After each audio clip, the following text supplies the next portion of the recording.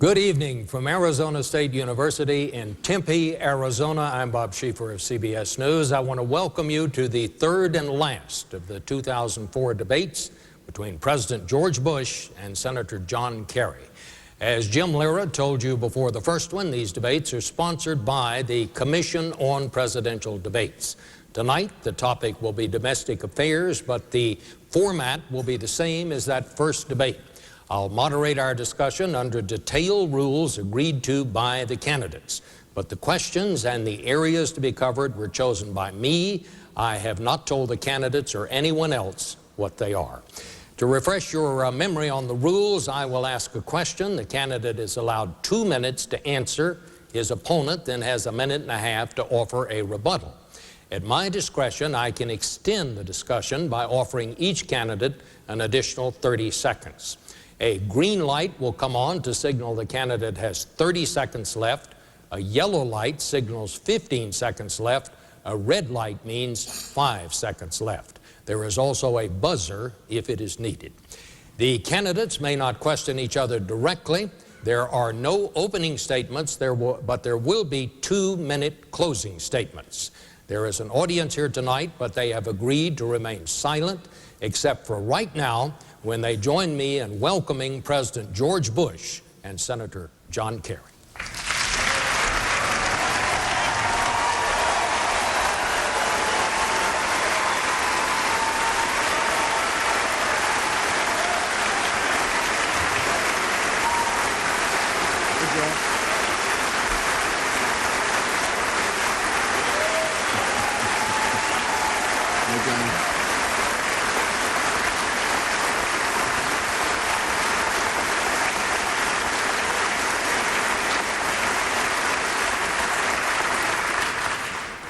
Gentlemen, welcome to you both. By coin toss, the first question goes to Senator Kerry.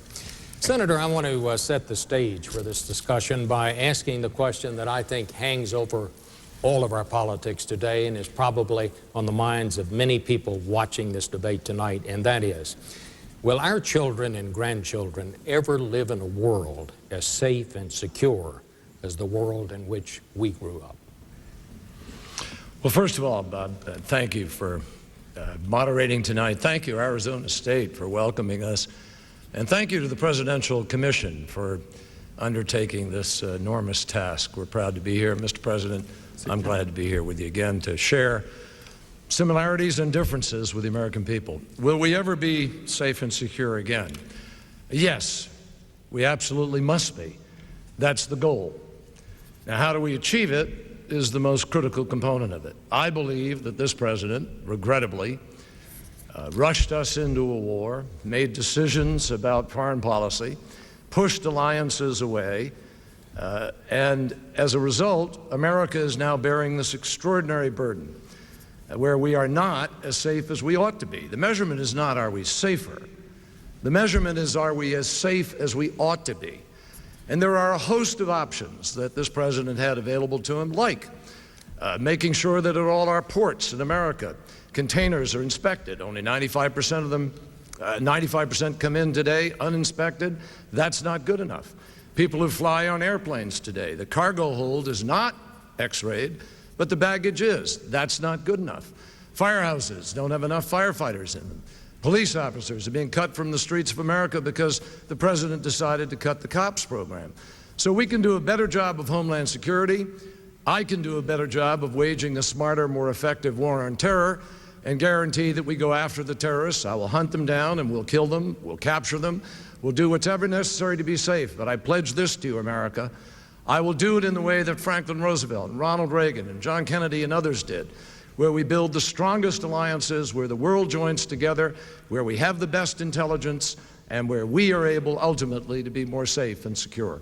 Mr. President, you have 90 seconds. Bob, thank you very much. I want to thank Arizona State as well. Yes, we can be safe and secure if we stay on the offense against the terrorists and if we spread freedom and liberty around the world.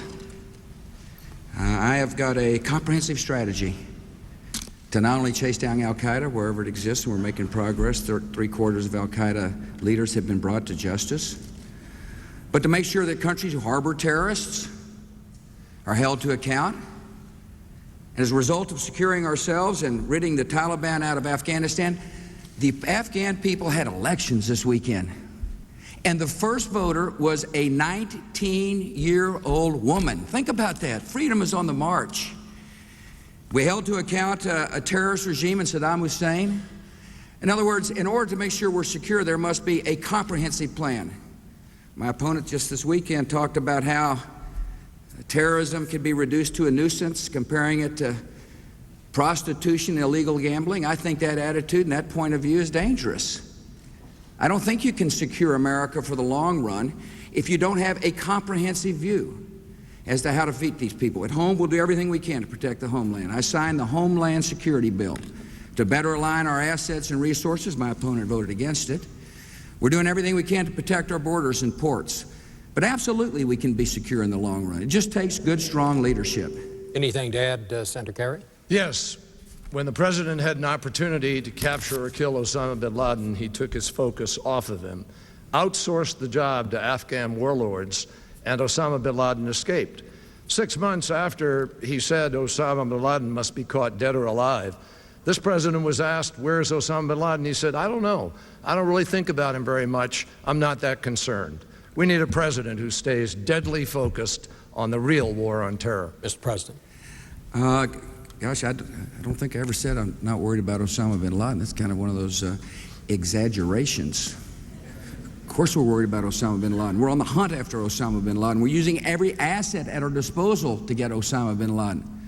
My opponent said this war is a matter of intelligence and law enforcement. No, this war is a matter of using every asset at our disposal to keep the American people protected. New question, Mr. President, to you. We're talking about protecting ourselves from the unexpected, but the flu season is suddenly upon us. Flu kills thousands of people every year. Suddenly, we find ourselves with a severe shortage of flu vaccine. How did that happen? Bob, we were reliant upon a company out of England to provide about half of the flu vaccines for the United States citizen, and it turned out that the vaccine they were producing was contaminated. And so we took the right action and didn't allow contaminated medicine into our country. We're working with Canada to hopefully that they'll help us realize the vaccine necessary to make sure our citizens have got flu vaccinations during this upcoming season. My call to our fellow Americans is if you're healthy, if you're younger, don't get a flu shot this year. Help us prioritize those who need to get the flu shot, the elderly and the young. The CDC, responsible for health in the United States, is setting those priorities and is allocating the flu vaccine accordingly. I haven't gotten a flu shot, and I don't intend to, because I want to make sure that those who are most vulnerable get treated. We have a problem with litigation in the United States of America. Vaccine manufacturers are worried about getting sued, and so therefore they have backed off from providing this kind of vaccine. One of the reasons I'm such a strong believer in legal reform is so that people aren't afraid of producing a product that is necessary for the health of our citizens and then end up getting sued in a court of law. But the best thing we can do now, Bob, given the circumstances with the company in England, is for those of us who are younger and healthy, don't get a flu shot. Senator Kerry? This really underscores the problem with the American healthcare system. It's not working for the American family. And it's gotten worse under President Bush over the course of the last years. 5 million Americans have lost their health insurance in this country. You got about 1 million right here in Arizona, just shy, 950,000 who have no health insurance at all. 82,000 Arizonians lost their health insurance under President Bush's watch. 223,000 kids in Arizona have no health insurance at all. All across our country, go to Ohio, 1.4 million Ohioans have no health insurance. 114,000 of them lost it under President Bush. Wisconsin, 82,000 Wisconsinites lost it under President Bush. This president has turned his back on the wellness of America. And there is no system. In fact, it's starting to fall apart, not because of lawsuits, though they are a problem, and John Edwards and I are committed to fixing them, but because of the larger issue that we don't cover Americans. Children across our country don't have health care. We're the richest country on the face of the planet, the only industrialized nation in the world not to do it. I have a plan to cover all Americans. We're going to make it affordable and accessible. We're going to let everybody buy into the same health care plan senators and congressmen give themselves. Mr. President, would you like to add something? I would, thank you. I want to remind people listening tonight that a plan is not a litany of complaints. And a plan is not to lay out programs that you can't pay for. He just said he wants everybody to be able to buy into the same plan that senators and congressmen get. That costs the government $7,700 per family. If every family in America signed up, like the senator suggested, it would cost us $5 trillion over 10 years. It's an empty promise. It's called bait and switch. Time's up. Thank you. Actually, it's not an empty promise. It's really interesting because the president used that very plan as a reason for seniors to accept his prescription drug plan. He said if it's good enough for the congressmen and senators to have choice, seniors ought to have choice. What we do is we have choice. I choose Blue Cross Blue Shield. Other senators, other congressmen choose other programs. But the fact is we're going to help Americans be able to buy into it. Those that can afford it are going to buy it themselves. We're not giving this away for nothing. All right. Senator Kerry, a new question. Let's talk about economic security. You pledged during the last debate that you would not raise taxes on those making less than $200,000 a year. But the price of everything is going up, and we all know it. Healthcare costs, as you all have talking about, is skyrocketing, the cost of the war. My question is, how can you or any president, whoever is elected next time, keep that pledge without running this country deeper into debt and passing on more of the bills that we're running up to our children? I'll tell you exactly how I can do it. By reinstating what President Bush took away, which is called pay-as-you-go. During the 1990s, we had pay-as-you-go rules. If you were going to pass something in the Congress, you had to show where you were going to pay for it and how. President Bush has taken, he's the only president in history to do this. He's also the only president since in 72 years to lose jobs, 1.6 million jobs lost. He's the only president to have incomes of families go down for the last 3 years. The only president to see exports go down. The only president to see the lowest level of business investment in our country as it is today. Now, I'm going to reverse that. I'm going to change that. We're going to restore the fiscal discipline we had in the 1990s. Every plan that I have laid out, my health care plan, my plan for education, my plan for kids to be able to get better college loans, I've shown exactly how I'm going to pay for those.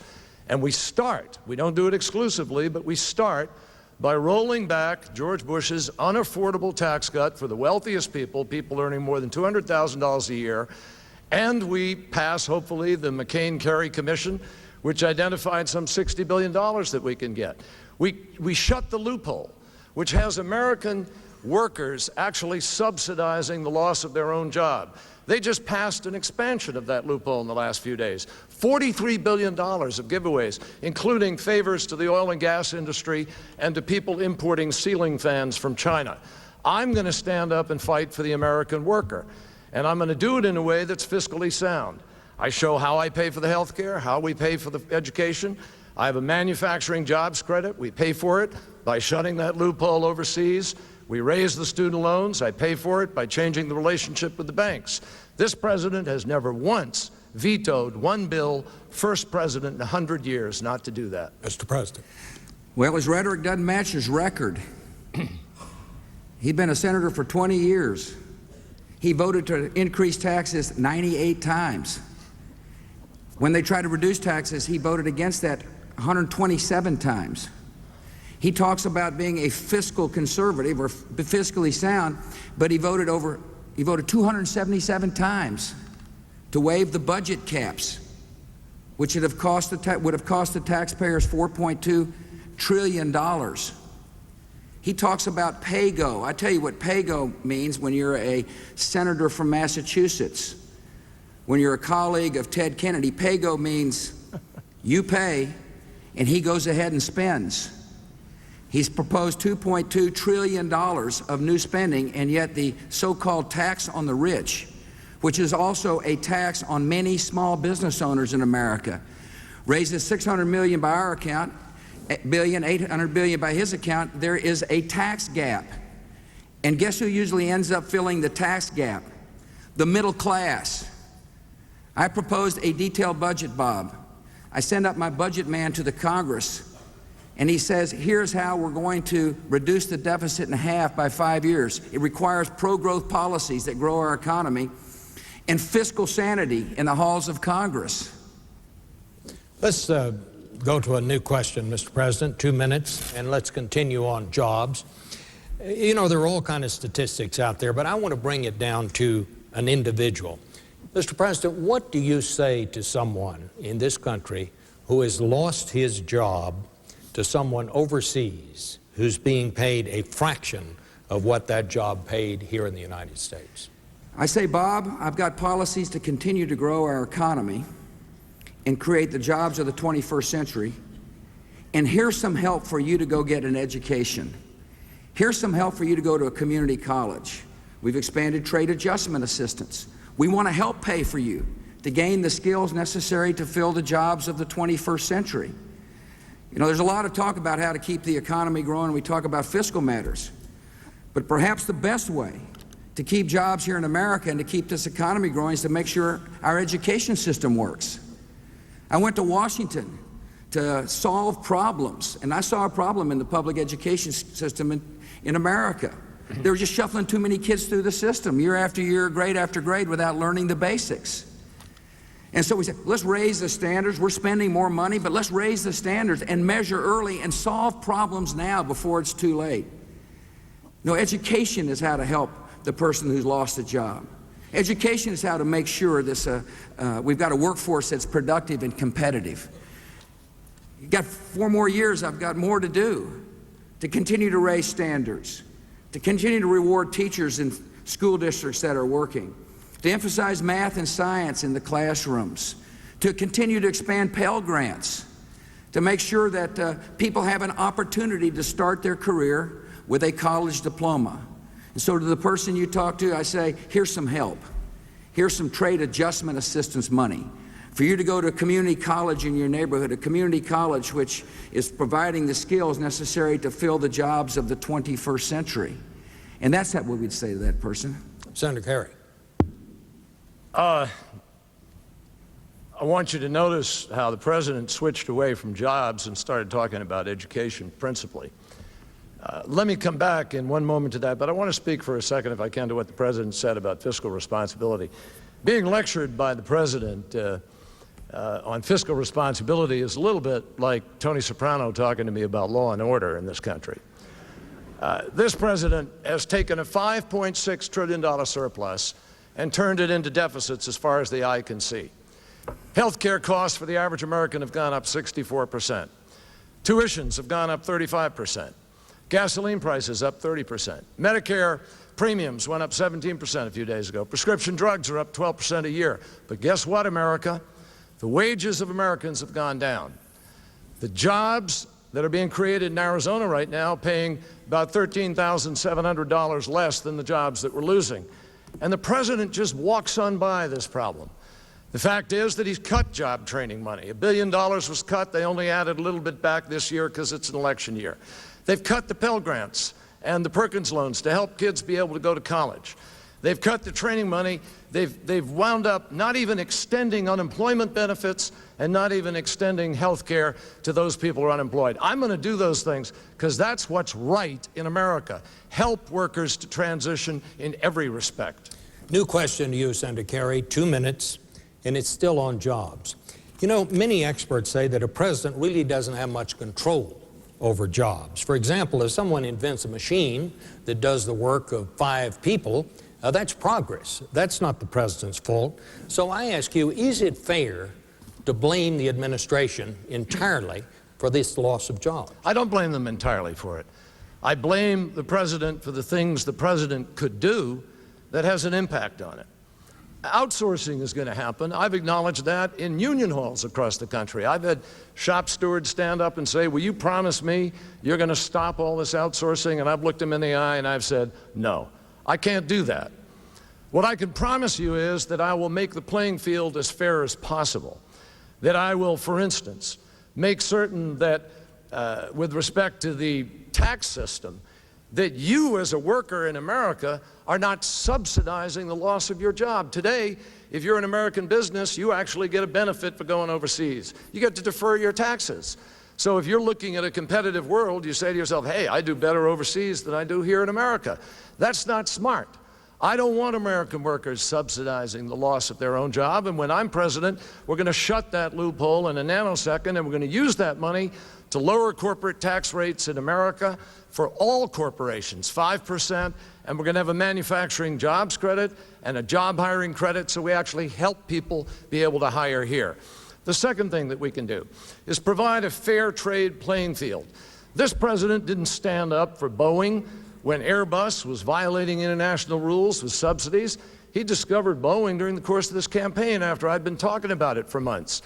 The fact is that the president had an opportunity to stand up and take on China for currency manipulation.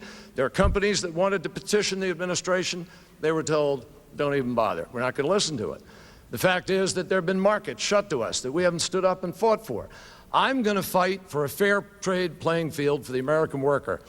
And I will fight for the American worker just as hard as I fight for my own job. That's what the American worker wants, and if we do that, we can have an impact. Plus, we need fiscal discipline. Restore fiscal discipline, we'll do a lot better. Mr. Preston. Whew. Let me start with the Pell Grants. In his last litany of misstatements, he said, we cut Pell Grants. We've increased Pell Grants by 1 million students. That's a fact. You know, he talks to the workers. Let me talk to the workers. You got more money in your pocket as a result of the tax relief we passed and he opposed. If you have a child, you got a $1,000 child credit. That's money in your pocket. If you're married, we reduced the marriage penalty. The code ought to encourage marriage, not discourage marriage. We created a 10% bracket to help lower-income Americans. A family of 4 making $40,000 received about $1,700 in tax relief. It's your money. The way my opponent talks, he said we're going to spend the government's money. No, we're spending your money. And when you have more money in your pocket, you're able to better afford things you want. I believe the role of government is to stand side by side with our citizens to help them realize their dreams, not tell citizens how to live their lives. My opponent talks about fiscal sanity. His record in the United States Senate does not match his rhetoric. He voted to increase taxes 98 times and to bust the budget 277 times. Senator Kerry. Bob, anybody can play with these votes. Everybody knows that. I have supported or voted for tax cuts over 600 times. I broke with my party in order to balance the budget, and Ronald Reagan signed into law the tax cut that we voted for. I voted for IRA tax cuts. I voted for small business tax cuts. But you know why the Pell Grants have gone up in their numbers? Because more people qualify for them because they don't have money. But they're not getting the $5,100 the president promised them. They're getting less money. There are more people who qualify. That's not what we want. Senator, no one's playing when your votes. You voted to increase taxes 98 times. When they proposed reducing taxes, you voted against 126 times. You voted to violate the budget caps 277 times. You know, there's a mainstream in American politics, and you sit right on the far left bank. As a matter of fact, your record is such that Ted Kennedy, your colleague, is the conservative senator from Massachusetts. Mr. President, let's get back to economic issues, but let's shift to some other questions here. Both of you are opposed to gay marriage, but to understand how you have come to that conclusion, I want to ask you a more basic question. Do you believe homosexuality is a choice? You know, Bob, I don't know. I just don't know. I do know that we have a choice to make in America, and that is to treat people with tolerance and respect and dignity. It's important that we do that. I also know in a free society, consenting adults can live the way they want to live, and that's to be honored. But as we respect someone's rights, and as we profess tolerance, we shouldn't change, or have to change, our basic views on the sanctity of marriage. I believe in the sanctity of marriage. I think it's very important that we protect marriage as an institution between a man and a woman. I proposed a constitutional amendment. The reason I did so was because I was worried that activist judges are actually defining the definition of marriage. And the surest way to protect marriage between a man and woman is to amend the Constitution. It has also the benefit of allowing citizens to participate in the process. After all, when you amend the Constitution, state legislatures must participate in the ratification of the Constitution. I'm deeply concerned that judges are making those decisions and not the citizenry of the United States. Congress passed a law called DOMA, the Defense of Marriage Act. My opponent was against it. It basically protected states from the action of one state to another. It also defined marriage as between a man and a woman. But I'm concerned that will get overturned, and if it gets overturned, then we'll end up with marriage being defined by courts. And I don't think that's in our nation's interest. Senator Kerry? We're all God's children, Bob, and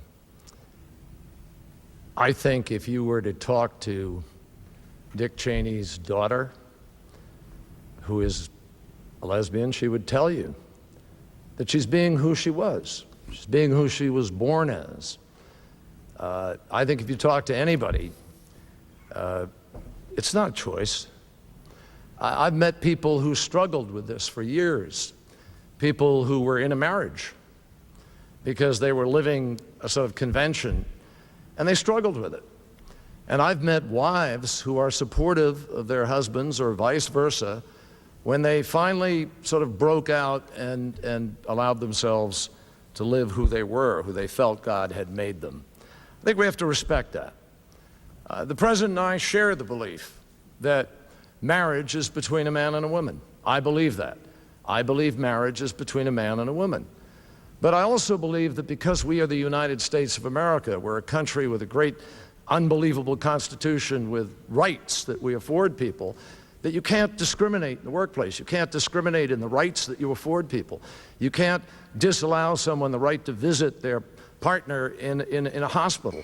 You have to allow people to transfer property, which is why I'm for partnership rights and so forth. Now, with respect to DOMA and the marriage laws, the states have always been able to manage those laws, and they're proving today, every state, that they can manage them adequately. Senator Kerry, a new question for you. The New York Times reports that some Catholic archbishops are telling their church members that it would be a sin to vote for a candidate like you because you support a woman's right to choose an abortion and unlimited stem cell research. What is your reaction to that? I respect their views. I completely respect their views. I am a Catholic, and I grew up learning how to respect those views, but I disagree with them, as do many. I believe that I can't legislate or transfer to another American citizen my article of faith. What is an article of faith for me is not something that I can legislate on somebody who doesn't share that article of faith. I believe that choice is a woman's choice, between a woman, God, and her doctor. And that's why I support that. Now, I will not allow somebody to come in and change Roe v. Wade. The president has never said whether or not he would do that. But we know from the people he's trying to point to the court he wants to. I will not. I will defend the right of Roe v. Wade. Now, with respect to religion, as I said, I grew up a Catholic. I was an altar boy. I know that throughout my life, this has made a difference to me. And as President Kennedy said when he ran for president, he said, I'm not running to be a Catholic president. I'm running to be a president who happens to be Catholic. Now, my faith affects everything that I do and choose. There's a great passage of the Bible that says, what does it mean, my brother, to say you have faith if there are no deeds? Faith without works is dead. And I think that everything you do in public life has to be guided by your faith, affected by your faith, but without transferring it in any official way to other people. That's why I fight against poverty. That's why I fight to clean up the environment, protect this earth. That's why I fight for equality and justice. All of those things come out of that fundamental teaching and belief of faith. But I know this, that President Kennedy in his inaugural address told all of us that here on earth, God's work must truly be our own. And that's what we have to say. I think that's the test of public service. Mr. President? I think it's important to promote a culture of life. I think a hospitable society is a society where every being counts and every person matters. I believe the ideal world is one in which every child is protected in law and welcome to life. I understand there's great differences on this issue of abortion, but I believe reasonable people can come together and put good law in place that will help reduce the number of abortions. Take, for example, the ban on partial birth abortion. It's a brutal practice. People from both political parties came together in the halls of Congress and voted overwhelmingly to ban that practice. It made a lot of sense. My opponent, in that he's out of the mainstream, voted against that law. What I'm saying is that as we promote life and promote a culture of life, surely there are ways we can work together to reduce the number of abortions, continue to promote adoption laws. That's a great alternative to abortion. Continue to fund and promote maternity group homes. I will continue to promote abstinence programs. The last debate, my opponent said his wife was involved with those programs. That's great, and I appreciate that very much. All of us ought to be involved with programs that provide a viable alternative to abortion. Mr. President, let's have a new question. It goes to you, and let's get back to economic issues. Health insurance costs have risen over 36% over the last 4 years, according to the Washington Post. We're paying more, we're getting less. I would like to ask you, who bears responsibility for this? Is it the government? Is it the insurance companies? Is it the lawyers? Is it the doctors? Is it the administration? Gosh, I sure hope it's not the administration. No, there's a systemic problem. Healthcare costs are on the rise because the consumers are not involved in the decision-making process. Most healthcare costs are covered by third parties, and therefore the actual user of healthcare is not the purchaser of healthcare. And there's no market forces involved with healthcare. It's one of the reasons I'm a strong believer in what they call health savings accounts. These are accounts that allow somebody to buy a low premium, high deductible catastrophic plan and couple it with tax-free savings. Businesses can contribute, employees can contribute on a contractual basis, but this is a way to make sure people are actually involved with the decision-making process on health care. Secondly, I do believe the lawsuits, I know that the lawsuits are causing health care costs to rise in America. That's why I'm such a strong believer in medical liability reform. At the last debate, my opponent said, well, these lawsuits only cause costs to go up by 1%. Well, he didn't include the defensive practice of medicine that costs the federal government some $28 billion a year and costs our society between $60 and $100 billion a year. Thirdly, one of the reasons why there's still high costs in medicine is because they don't use an information technology. It's like if you looked at it's the equivalent of the buggy and horse days compared to other industries here in America. And so we've got to introduce high technology into healthcare. We're beginning to do it. We're changing the language. We want there to be electronic medical records to cut down on error as well as to reduce costs. People tell me that when the healthcare field is fully integrated with information technology, it'll wring some 20% of the costs out of the system. And finally, moving generic drugs to the market quicker. And so those are 4 ways to help control the costs in healthcare. Senator Kerry.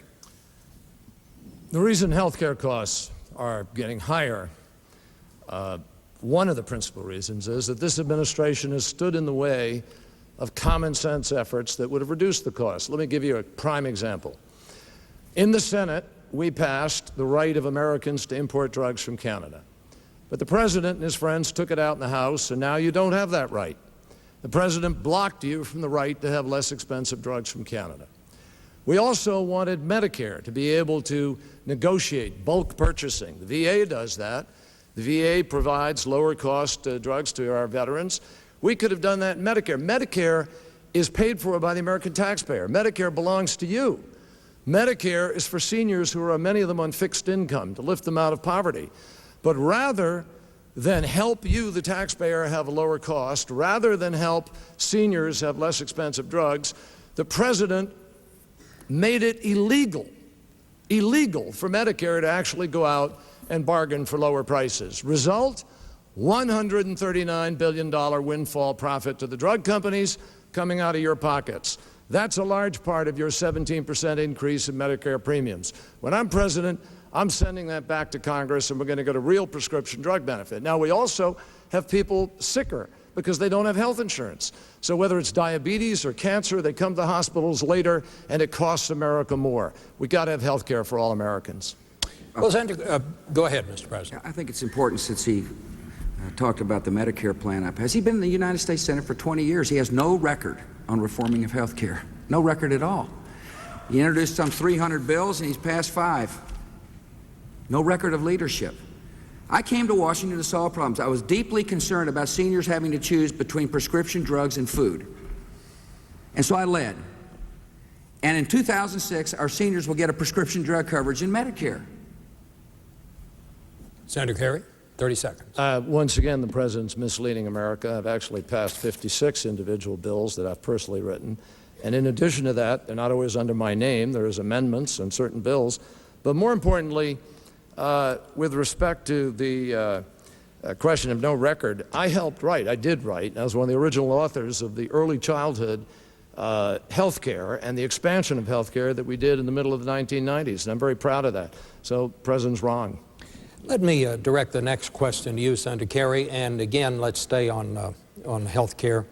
You have, as you have proposed, and as the president has commented on tonight, proposed a massive plan to extend health care coverage to children. You're also talking about the government picking up a big part of the catastrophic bills that people get at the hospital.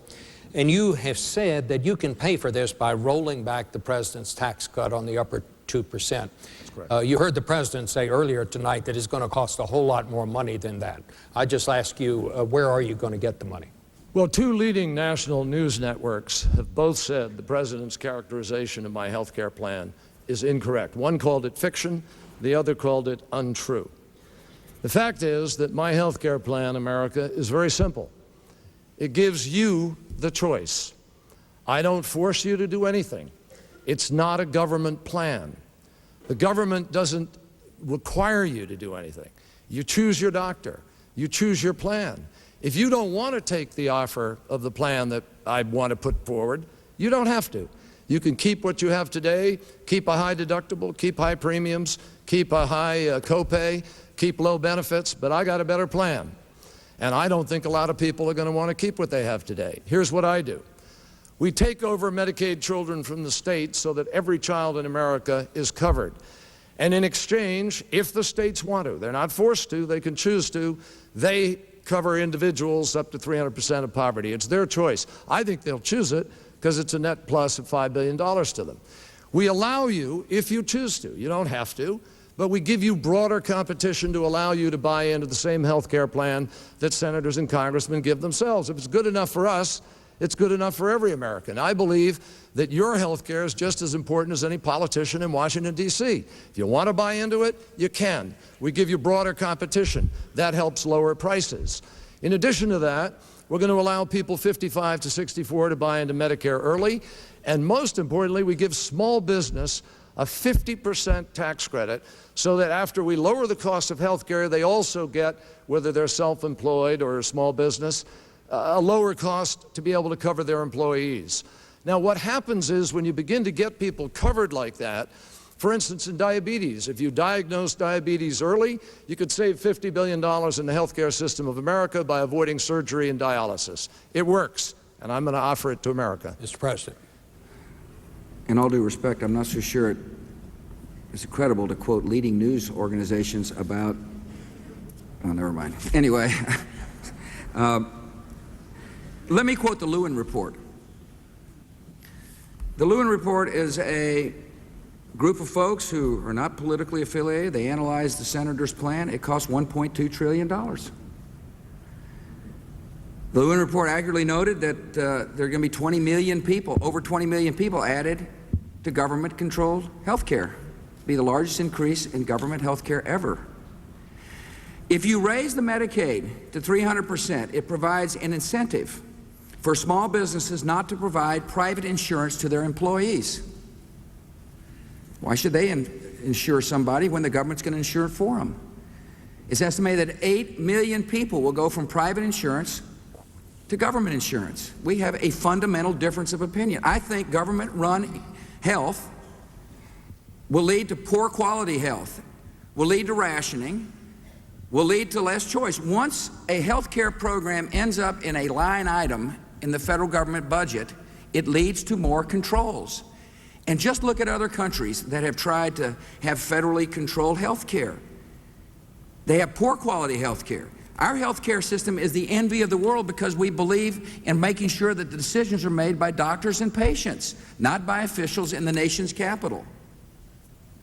Senator? The President just said that government-run health care results in poor quality. Now, maybe that explains why he hasn't fully funded the VA, and the VA hospital is having trouble, and veterans are complaining. Maybe that explains why Medicare patients are complaining about being pushed off of Medicare. He doesn't adequately fund it. But let me just say to America, I am not proposing a government-run program. That's not what I have. I have Blue Cross Blue Shield. Senators and congressmen have a wide choice. Americans ought to have it too. Mr. President. We talk about the VA. We've increased VA funding by $22 billion in the 4 years since I've been president. That's twice the amount that my predecessor increased VA funding. Of course we're meeting our obligation to our veterans, and the veterans know that. We're expanding veterans health care throughout the country. We're aligning facilities where the veterans live now.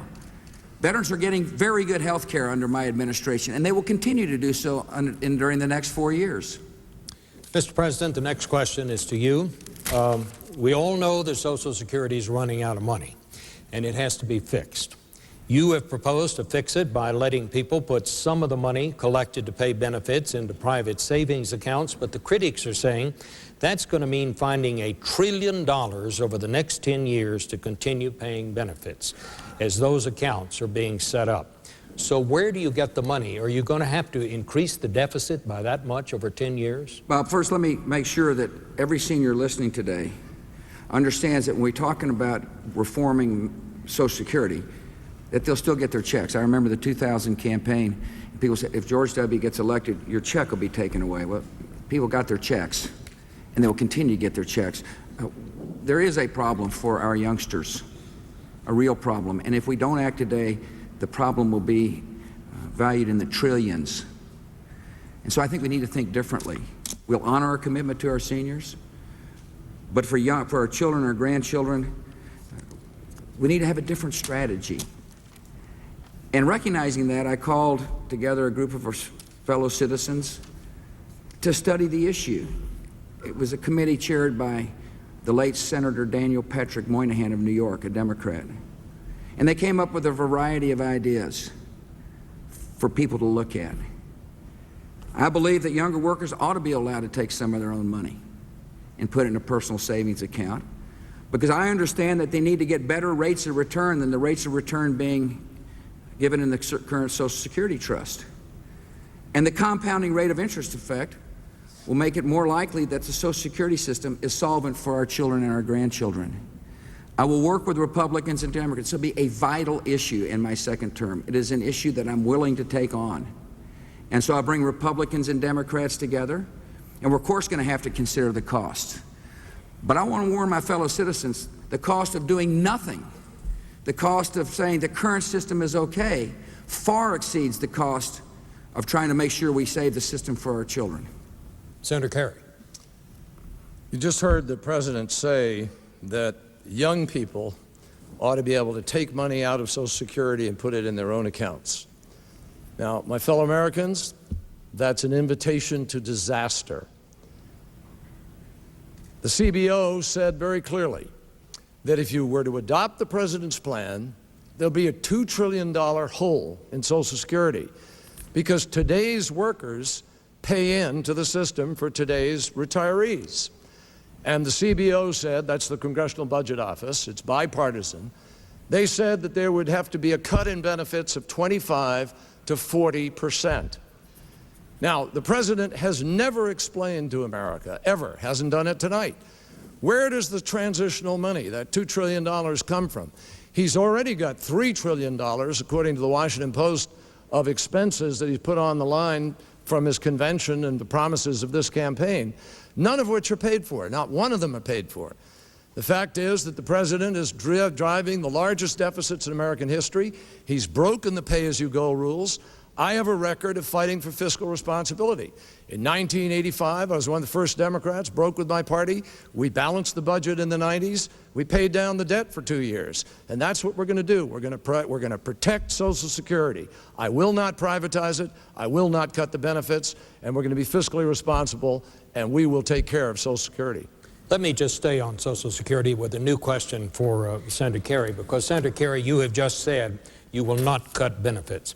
Alan Greenspan, the chairman of the Federal Reserve, says there's no way that Social Security can pay retirees what we have promised them unless we recalibrate. What he's suggesting, we're going to have to cut benefits, or we're going to have to raise retirement age. We may have to take some other reform.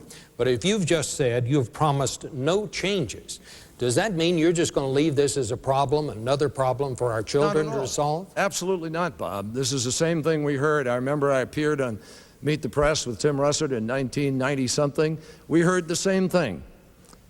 We fixed it. In fact, we put together a $5.6 trillion surplus in the 90s that was for the purpose of saving Social Security.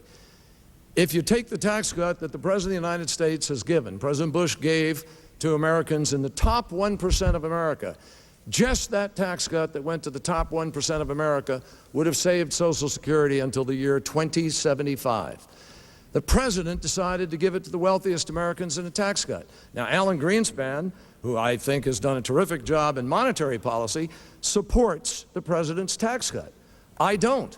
I support it for the middle class, not that part of it that goes to people earning more than $200,000 a year. And when I roll it back and we invest in the things that I've talked about to move our economy, we're going to grow sufficiently that we begin to cut the deficit in half, and we get back to where we were at the end of the 1990s when we balanced the budget and paid down the debt of this country. Now, we can do that. Now, if later on, after a period of time, we find that Social Security is in trouble, we'll pull together the top experts of the country, we'll do exactly what we did in the 1990s, and we'll make whatever adjustment is necessary. But the first and most important thing is to start creating jobs in America. The jobs the President is creating pay $9,000 less than the jobs that we're losing. And this is the first president in 72 years to preside over an economy in America that has lost jobs, 1.6 million jobs. 11 other presidents, 6 Democrats and 5 Republicans, had wars, had recessions, had great difficulties. None of them lost jobs the way this president has. I have a plan to put America back to work. And if we're fiscally responsible and put America back to work, we're going to fix Social Security. Mr. President. He forgot to tell you he voted to tax Social Security benefits more than one time. I didn't hear any plan to fix Social Security. I heard more of the same. He talks about middle-class tax cuts. That's exactly where the tax cuts went. Most of the tax cuts went to low and middle-income Americans. And now the tax code is more fair. 20% of the upper income people pay about 80% of the taxes in America today because of how we structured the tax cuts. People listening out there know the benefits of the tax cuts we passed. If you have a child, you got tax relief. If you're married, you got tax relief. If you pay any tax at all, you got tax relief. All of which was opposed by my opponent.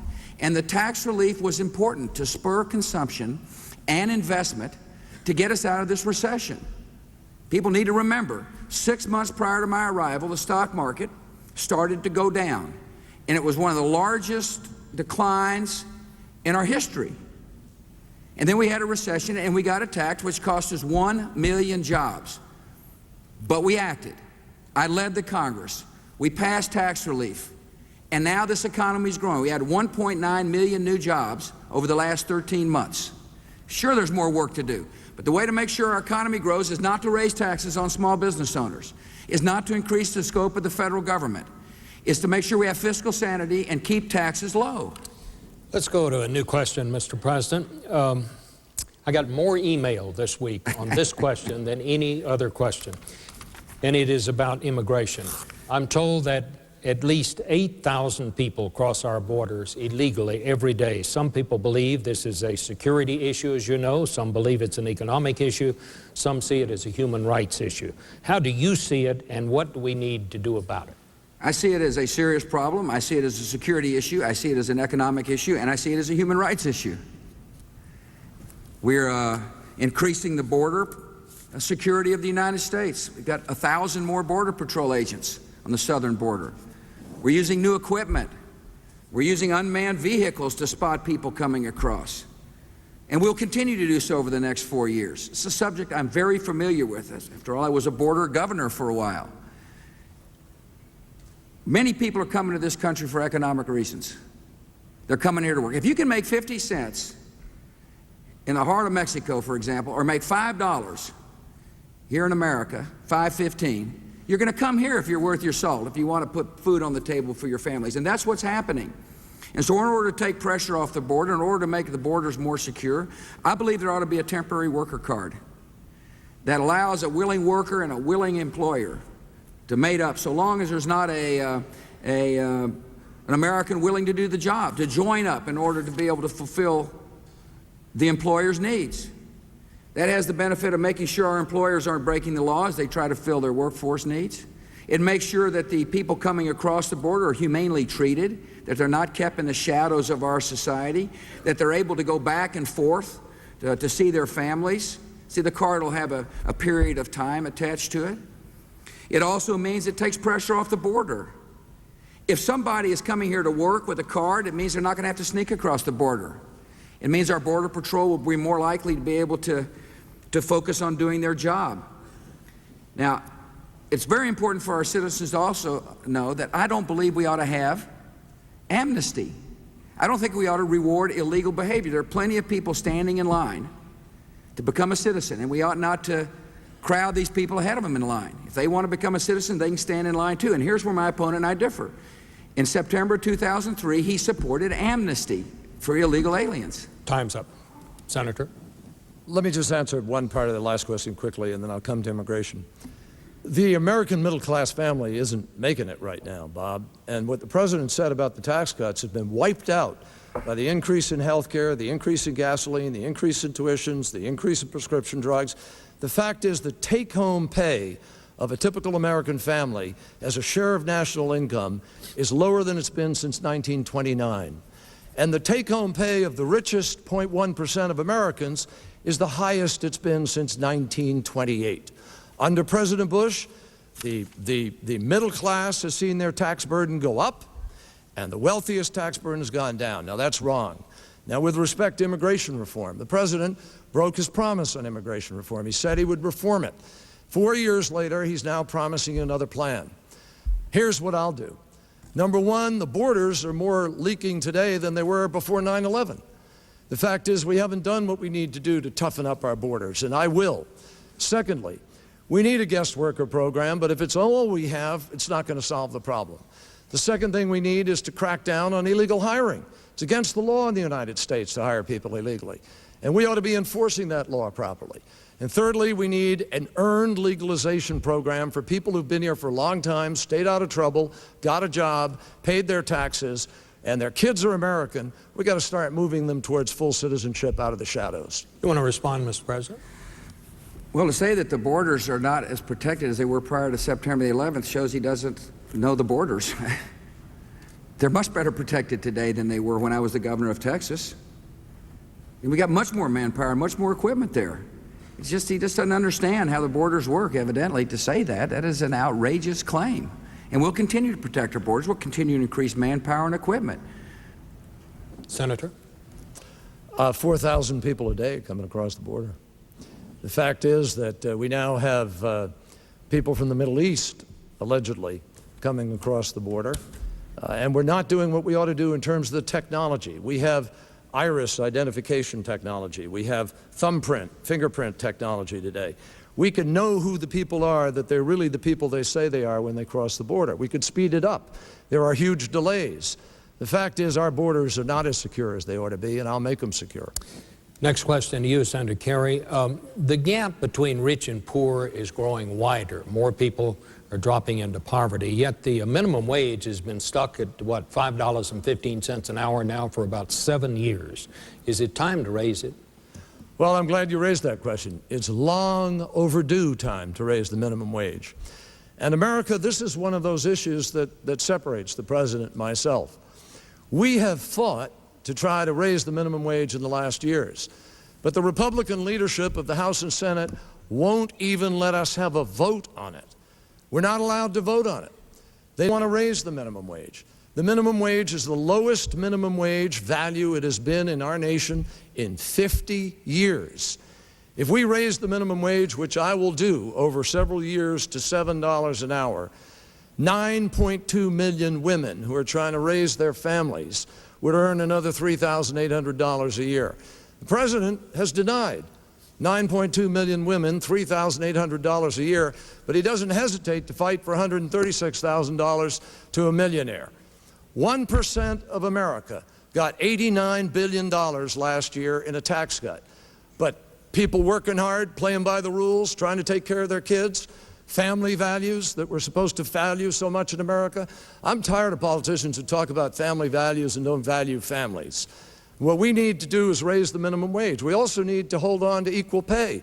Women work for 76 cents on the dollar for the same work that men do.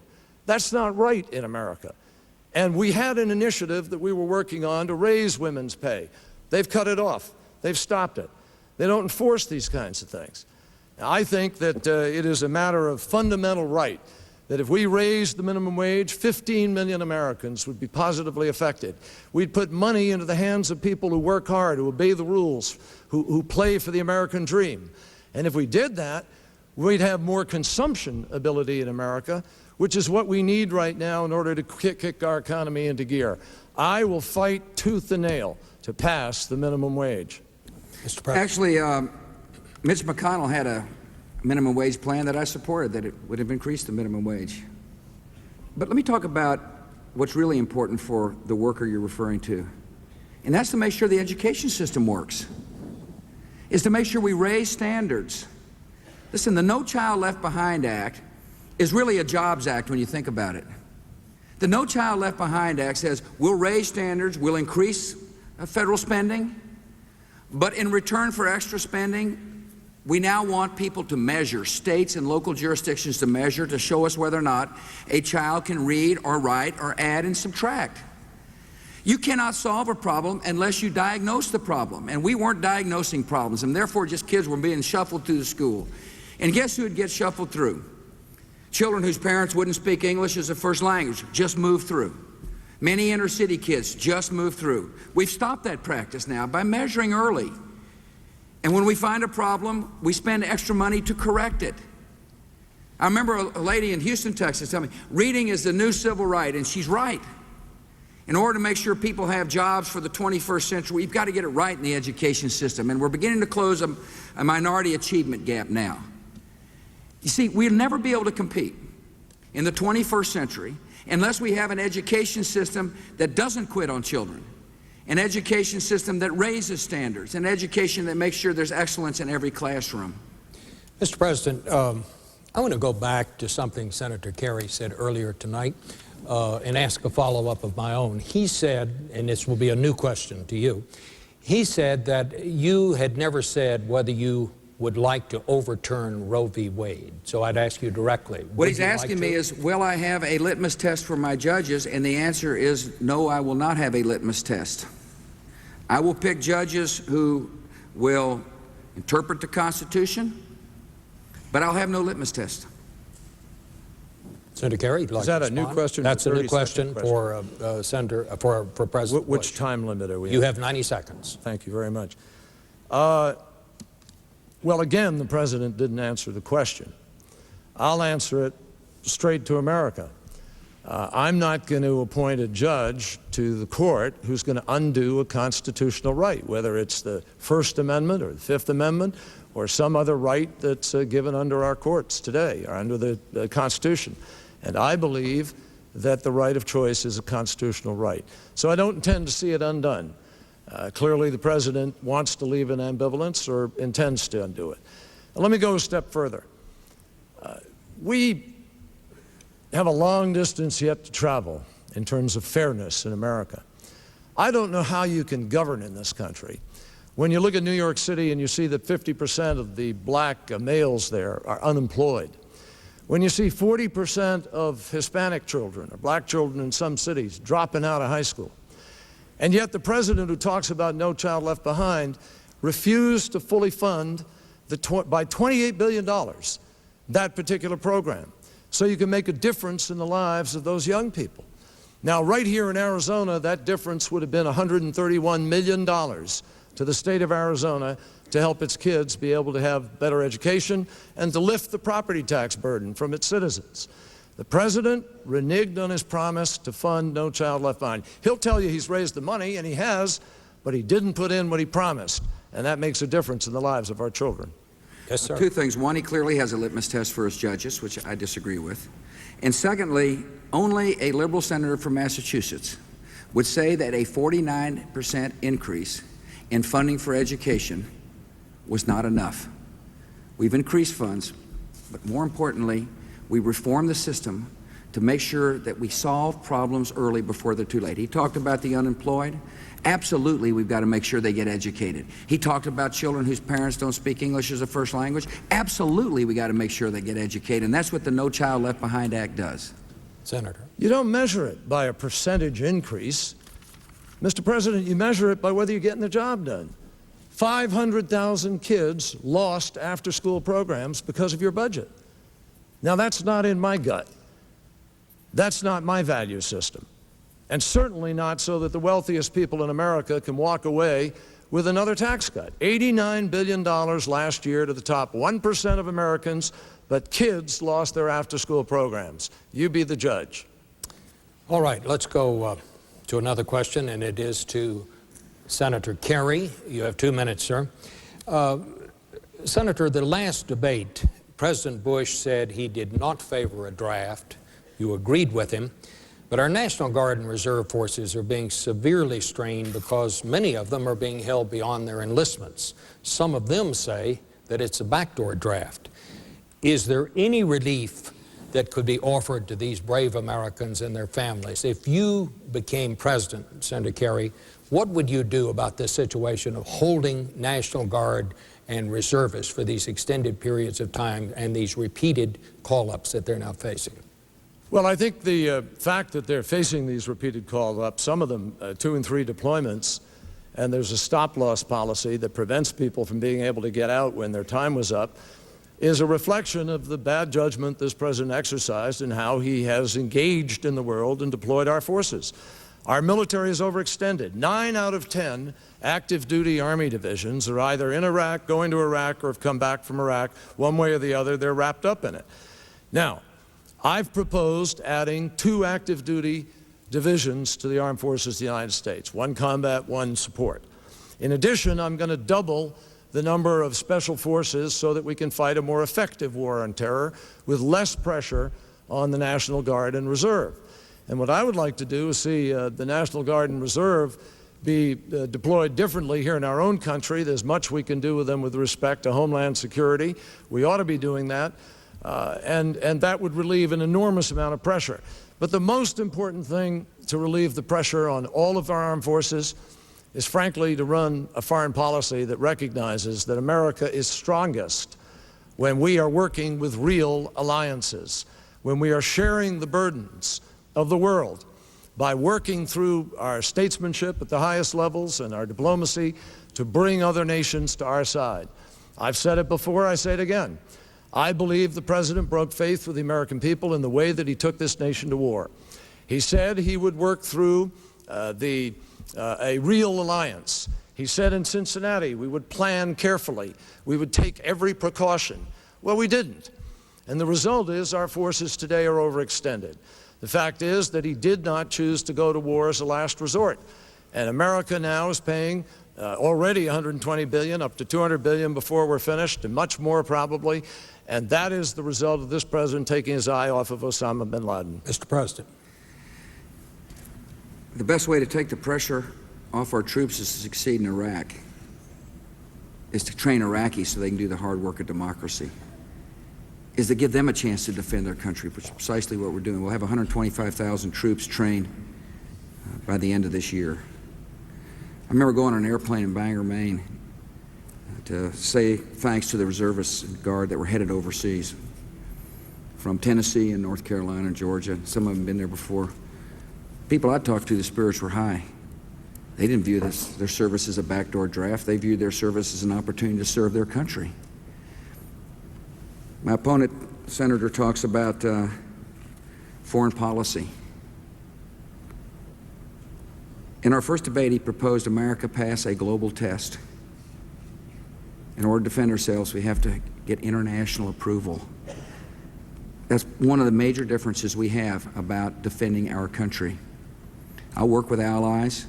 I'll work with friends. We'll continue to build strong coalitions. But I will never turn over our national security decision to leaders of other countries. We'll be resolute, we'll be strong, and we'll wage a comprehensive war against the terrorists. Senator. I have never suggested a test where we turn over our security to any nation. In fact, I've said the opposite. I will never turn the security of the United States over to any nation. No nation will ever have a veto over us. But I think it makes sense. I think most Americans in their guts know that we ought to pass a sort of truth standard. That's how you gain legitimacy with your own country, people, and that's how you gain legitimacy in the world. But I'll never fail to protect the United States of America. In 1990, there was a vast coalition put together to run Saddam Hussein out of Kuwait.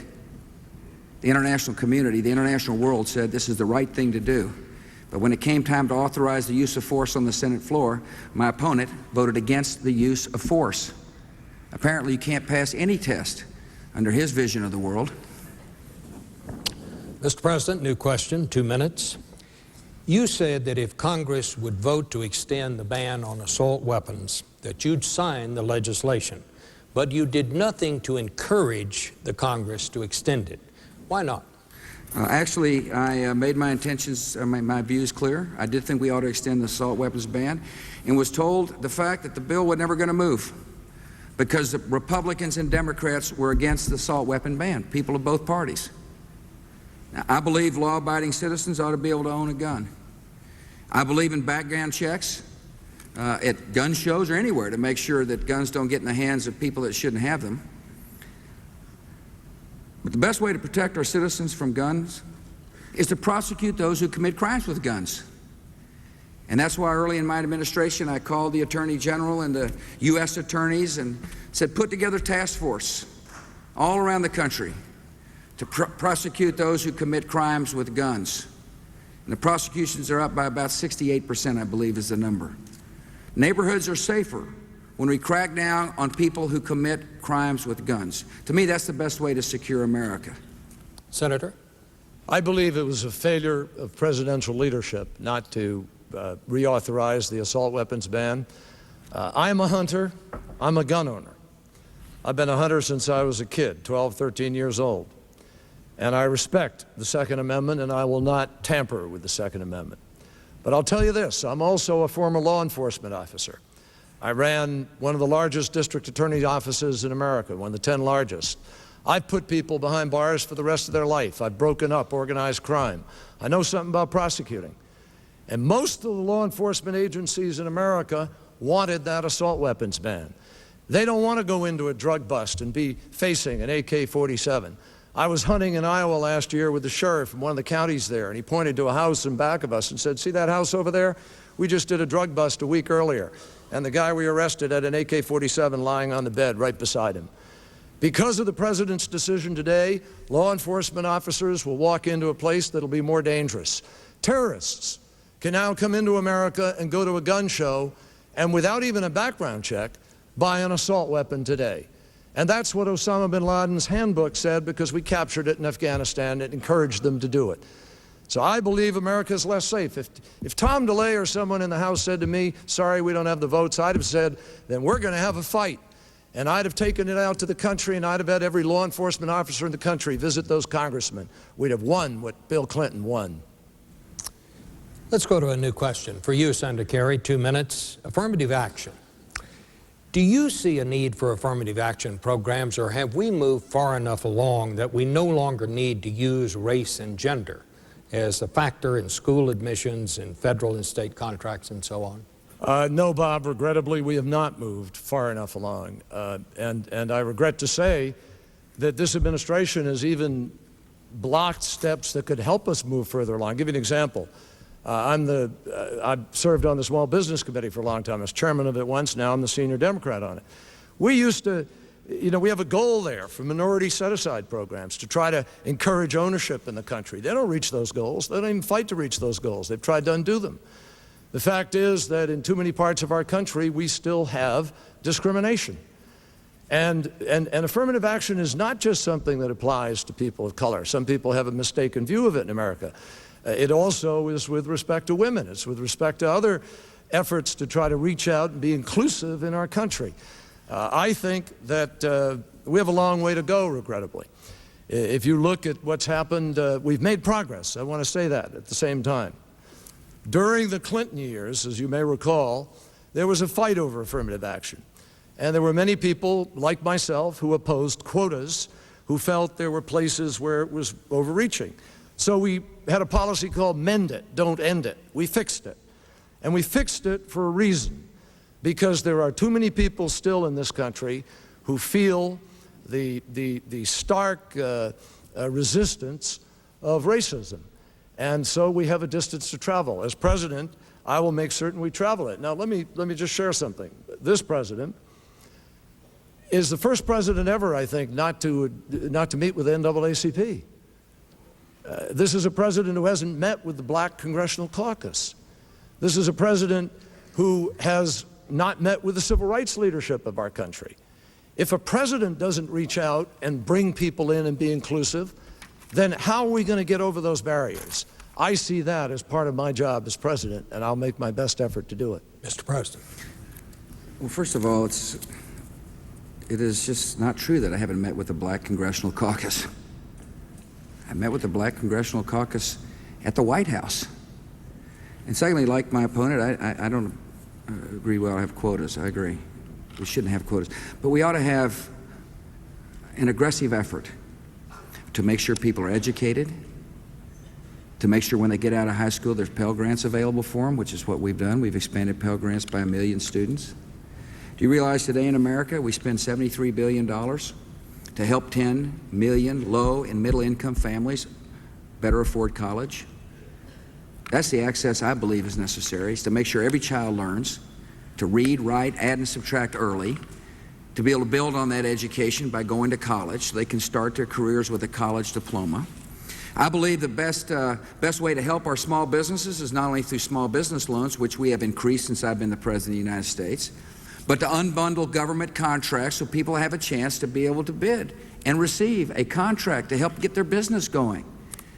Minority ownership of businesses are up because we created an environment for the entrepreneurial spirit to be strong. I believe part of a hopeful society is one in which somebody owns something. Today in America, more minorities own a home than ever before. And that's hopeful, and that's positive. Mr. President, let's go to a new question. You were asked before the invasion or after the invasion of Iraq if you had checked with your dad. And I believe, I don't remember the quote exactly, but I believe you said you had checked with a higher authority. I would like to ask you, what part does your faith play on your policy decisions? First, my faith plays a big part in my life, and that's when I was answering that question, what I was really saying to the person was that I pray a lot, and I do. And my faith is very personal. I pray for strength, I pray for wisdom, I pray for our troops in harm's way, I pray for my family, I pray for my little girls. But I'm mindful in a free society that people can worship if they want to or not. You're equally an American if you choose to worship an Almighty and if you choose not to. If you're a Christian, Jew, or Muslim, you're equally an American. That's the great thing about America, is the right to worship the way you see fit. Prayer and religion sustain me. I receive calmness in the storms of the presidency. I love the fact that people pray for me and my family all around the country. Somebody asked me one time, well, how do you know? I said, I just feel it. Religion is an important part. I never want to impose my religion on anybody else. But when I make decisions, I stand on principle. And the principles are derived from who I am. I believe we ought to love our neighbor like we love ourselves. It's manifested in public policy through the faith-based initiative where we've unleashed the armies of compassion to help heal people who hurt. I believe that God wants everybody to be free. That's what I believe. And that's part of my foreign policy. In Afghanistan, I believe that the freedom there is a gift from the Almighty. And I can't tell you how encouraged I am to see freedom on the march. And so my principles that I make decisions on are a part of me, and religion is a part of me. Senator Kerry? Well, I respect everything that the President has said, and certainly respect his faith. I think it's important, and I share it. I think that he just said that freedom is a gift from the Almighty. Everything is a gift from the Almighty. And as I measure the words of the Bible, and we all do, different people measure different things. The Quran, the Torah, or Native Americans who gave me a blessing the other day had their own special sense of connectedness to a higher being. And people all find their ways to express it. I was taught, I went to a church school, and I was taught that the two greatest commandments are love the Lord your God with all your mind, your body, and your soul, and love your neighbor as yourself. And frankly, I think we have a lot more loving of our neighbor to do in this country and on this planet. We have a separate and unequal school system in the United States of America. There's one for the people who have, and there's one for the people who don't have. And we're struggling with that today. The President and I have a difference of opinion about how we live out our sense of our faith. I talked about it earlier when I talked about the works and faith without works being dead. I think we got a lot more work to do. And as President, I will always respect everybody's right to practice religion as they choose or not to practice, because that's part of America. Senator Kerry, after 9/11, and this is a new question for you, it seemed to me that the country came together as I've never seen it come together since World War II. But some of that seems to have melted away. I think it's fair to say we've become pretty polarized, perhaps because of the political season. But if you were elected president, or whoever is elected president, will you set a priority in trying to bring the nation back together? Or what would be your attitude on that? Well, very much so. Let me pay a compliment to the President, if I may. I think in those days after 9/11, I thought the President did a terrific job. And I really was moved, as well as impressed, by the speech that he gave to the Congress. And I think the hug Tom Daschle gave him at that moment was about as genuine a sense of there being no Democrats, no Republicans. We were all just Americans. That's where we were. That's not where we are today. I regret to say that the President, who called himself a uniter, not a divider, is now presiding over the most divided America in the recent memory of our country. I've never seen such ideological squabbles in the Congress of the United States. I've never seen members of a party locked out of meetings the way they're locked out today. We have to change that. And as President, I am committed to changing that. I don't care if the idea comes from the other side or this side. I think we have to come together and work to change it. And I've done that. Over 20 years in the United States Senate, I've worked with John McCain, who's sitting here. I've worked with other colleagues. I've reached across the aisle. I've tried to find the common ground, because that's what makes us strong as Americans. And if Americans trust me with the presidency, I can pledge to you, we will have the most significant effort, openly, not secret meetings in the White House with special interests, not ideologically driven efforts to push people aside, but a genuine effort to try to restore America's hope and possibilities by bringing people together. And one of the ways we're going to do it is I'm going to work with my friend John McCain to further campaign finance reform so we get these incredible amounts of money out of the system and open it up to average people so America is really represented by the people who make up America. Mr. President? My biggest disappointment in Washington is how partisan the town is. I had a record of working with Republicans and Democrats as the governor of Texas, and I was hopeful to be able to do the same thing, and we made good progress early on. The No Child Left Behind Act, incredibly enough, was good work between me and my administration and people like Senator Ted Kennedy.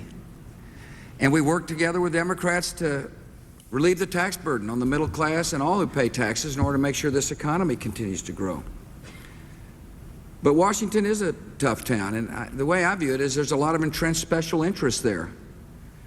People who are, on one side of the issue or another, and they spend enormous sums of money, and they convince different senators to tout their way, or different congressmen to talk about their issue, and they dig in. I'll continue in the 4 years to continue to try to work to do so. My opponent said this is a bitterly divided time. Pretty divided in the 2000 election. So in other words, it's pretty divided during the 1990s as well. We're just in a period, and we've got to work to bring it out. My opponent keeps mentioning John McCain, and I'm glad he did. John McCain is for me for president because he understands I have the right view in winning the war on terror, and that my plan will succeed in Iraq, and my opponent has got a plan of retreat and defeat in Iraq. We've come, gentlemen, to our last question.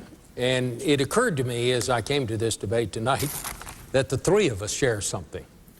All three of us are surrounded by very strong women. That's right. We're all married to strong women. Each of us have two daughters that make us very proud. I'd like to ask each of you, what is the most important thing you've learned from these strong women? To listen to them.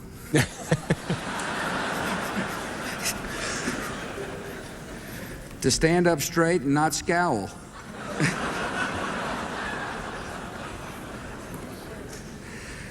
I love the strong women around me. I can't tell you how much I love my wife and our daughters. I am, it's really interesting. I tell the people on the campaign trail, when I asked Laura to marry me, she said, fine, just so long as I never have to give a speech. I said, okay, you got a deal. Fortunately, she didn't hold me to that deal. And she's out campaigning along with our girls, and she speaks English a lot better than I do. I think people understand what she's saying. But they see a compassionate, strong, great First Lady in Laura Bush. I can't tell you how lucky I am when I met her in the backyard of Joe and Jan O'Neill in Midland, Texas. It's the classic backyard barbecue. O'Neill said, come on over, I think you'll find somebody who might interest you. So I said, all right, bopped over there. There's only four of us there, and not only she interested me, I guess you could say it was love at first sight. Senator Kerry.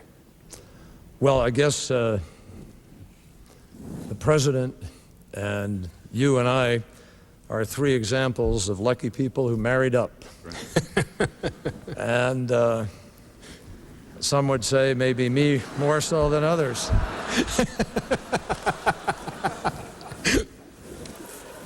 But I can take it. Can I say, if I could just say a word about a woman that you didn't ask about, but my mom passed away a couple years ago, and just before I was deciding to run, and she was in the hospital, and I went in to talk to her and tell her what I was thinking of doing. And she looked at me from her hospital bed, and she just looked at me and she said, remember, integrity, integrity, integrity. Those are the three words that she left me with. And my daughters and my wife are people who just are filled with that sense of what's right, what's wrong. They also kick me around. They keep me honest. They don't let me get away with anything. I can sometimes take myself too seriously. They surely don't let me do that. And I'm blessed, as I think the President is blessed. As I said last time, I've watched him with the First Lady, who I admire a great deal, and his daughters. He's a great father, and I think we're both very lucky. Well, gentlemen, that brings us to the closing statements. Senator Kerry, I believe you're first. My fellow Americans, as you heard from Bob Schieffer a moment ago, America is being tested by division more than ever. We need to be united as a country. And like Franklin Roosevelt, I don't care whether an idea is a Republican idea or a Democrat idea. I just care whether it works for America and whether it's going to make us stronger. These are dangerous times. I believe I offer tested, strong leadership that can calm the waters of a troubled world. And I believe that we can together do things that are within the grasp of Americans. We can lift our schools up. We can create jobs that pay more than the jobs we're losing overseas. We can have health care for all Americans. We can further the cause of equality in our nation. Let me just make it clear. I will never allow any country to have a veto over our security. Just as I fought for our country as a young man with the same passion, I will fight to defend this nation that I love. And with faith in God and with conviction in the mission of America, I believe that we can reach higher. I believe we can do better. I think the greatest possibilities of our country, our dreams and our hopes, are out there just waiting for us to grab onto them. And I ask you to embark on that journey with me. I ask you for your trust. I ask you for your help. I ask you to allow me the privilege of leading this great nation of ours, of helping us to be stronger here at home and to be respected again in the world, and most of all, to be safer forever. Thank you, good night, and God bless the United States of America. Mr. President. In the Oval Office, there's a painting by a friend of Laura and mine named by Tom Lee. It's a West Texas painting of a mountain scene, and he said this about it. He said, Sarah and I live on the east side of the mountain. It's the sunrise side, not the sunset side. It's the side to see the day that is coming, not to see the day that is gone. I love the optimism in that painting because that's how I feel about America. And we've been through a lot together during the last 3 3/4 years. We've come through a recession, a stock market decline, an attack on our country. And yet, because of the hard work of the American people and good policies, this economy is growing. Over the next 4 years, we'll make sure the economy continues to grow. We reformed our school system, and now there's an achievement gap in America that's beginning to close. Over the next 4 years, we'll continue to insist on excellence in every classroom in America so that our children have a chance to realize the great promise of America. Over the next 4 years, we'll continue to work to make sure health care is available and affordable. Over the next 4 years, we'll continue to rally the armies of compassion to help heal the hurt that exists in some of our country's neighborhoods. I'm optimistic that we'll win the war on terror, but I understand it requires firm resolve and clear purpose. We must never waver in the face of this enemy, these ideologues of hate. And as we pursue the enemy wherever it exists, we'll also spread freedom and liberty. We got great faith in the ability of liberty to transform societies, to convert a hostile world to a peaceful world. My hope for America is a prosperous America, a hopeful America, and a safer world. I want to thank you for listening tonight. I'm asking for your vote. God bless you. Thank you, Mr. President. Thank you, Senator Kerry. Well, that brings these debates to a close, but the campaign goes on. I want to wish both of you the very best of luck between now and Election Day. That's it for us from Arizona State University in Tempe, Arizona. I'm Bob Schieffer of CBS News. Good night, everyone.